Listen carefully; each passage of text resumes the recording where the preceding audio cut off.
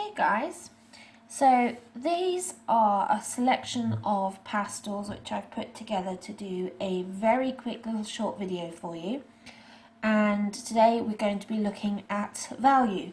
Now the problem with value is if you get it wrong you end up skewing the distance of certain items in your painting. So if you're doing a landscape and you have trees in the foreground, say you have a lake with some trees in the midground, and in the distance you have some mountains and then the sky, your value and your tonal colour of each of those different elements is really important to be able to give you the visual value of depth and perception. Now, most rule of thumbs, and it doesn't work in every painting, but it does in most of them, is that you work from the darkest colours, the darkest values at the foreground, working to your lightest values in the distance. So I would probably have my trees, with their dark shadows and their leaves, probably darker tones, darker greens, maybe some dark purples and some dark blues, and then mid value. So if I had the lake with the trees, probably some more paler blues, paler violets, maybe some oranges, and then in the distance some very pale violets, pale creams, pale oranges, pale pinks, pale blues, the sort of colours you'd expect to see in kind of general skies and kind of the misty mountains. It's really important to get the tonal values right though from the start. Now, the best way to do that is when you pick your pastels, look at what you've picked and look at their actual tonal value, not just their colours. Now, things can be very deceptive. A lot of people assume that a heavily saturated colour will have a naturally darker tone. And that isn't always the case. It can be a lot of the time, but in certain colours it isn't.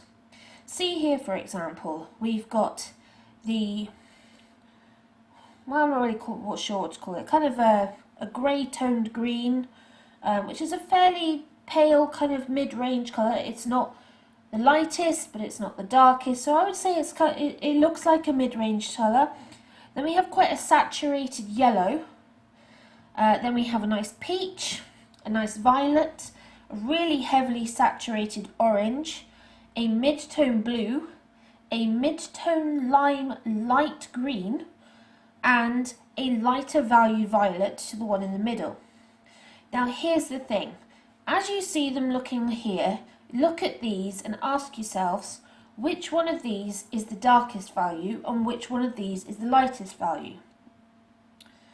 Now, straight away, I bet, although not always the case, but I bet you've gone and picked the pale violet as the lightest toned value. And I bet the darkest tone value you've probably picked the green or the orange. So let's have a look. As you can see now in the top half of the screen is our tonal colour. So what I've done is I've just simply taken a photo of my pastels on my phone, switched it to greyscale, and straight away I can see all the different colour tones. This is a really easy way to be able to get your tonal values correct with your pastels you pick before you start your painting.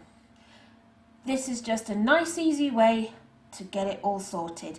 And of course, you can't always visually tell. It is very difficult to tell, and there are some people who have tonal discrepancies in their own vision that they may not even know about, and therefore will not see colours necessarily the same as everyone else. Especially those of you that are colourblind, tonal value is actually even harder to be able to tell when you're actually colourblind due to the spectrum that you can or cannot see. So, up on the top screen, as you can see, we've got quite a nice mix of what's going on.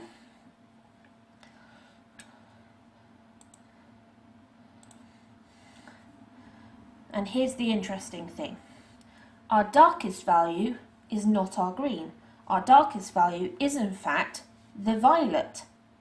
And our lightest value isn't the pale violet, which visually is the lightest colour but not value. It's actually the yellow, which is comparatively visually darker in colour because it's more saturated than the violet, which is less saturated than the main violet in the middle. Hopefully that all makes sense. So I'll go over that again. Our lightest colour, as you can see in the top picture, is the yellow because its value is less than that of the pale violet. Got it? But the difference visually between the two is that the yellow is more saturated. So, to recap, not every colour that is heavily saturated is a dark colour. Take another example. Look at our orange and our blue. Now you would say, looking at the colour of that blue, that is quite a saturated blue, and it is a very saturated blue, as is the orange next to it. But the orange in tonal value is almost half again as dark as the blue. But saturation-wise, they're almost identical. I'm not a scientist. I don't really fully understand the ins and outs of colour and spectrum and frequency, but what I do understand is how I know I need to understand the values, and it's the tonal values as well as the saturated colour values of each of my pastels in order to decide and apply them to my paintings. Because at the end of the day, if you want to gain your visual distance in your painting, you need to be able to have your darker tonal values at the front and your lighter ones at the back. Hopefully that's helped today.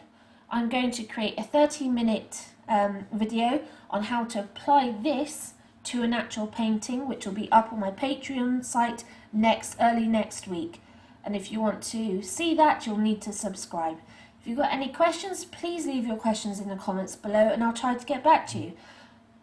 Apart from that, it's about 8:20 now, so I am going to head off. Husband's put a nice film on, so I'm off for a hot chocolate. I'll catch you all later. Thanks, guys.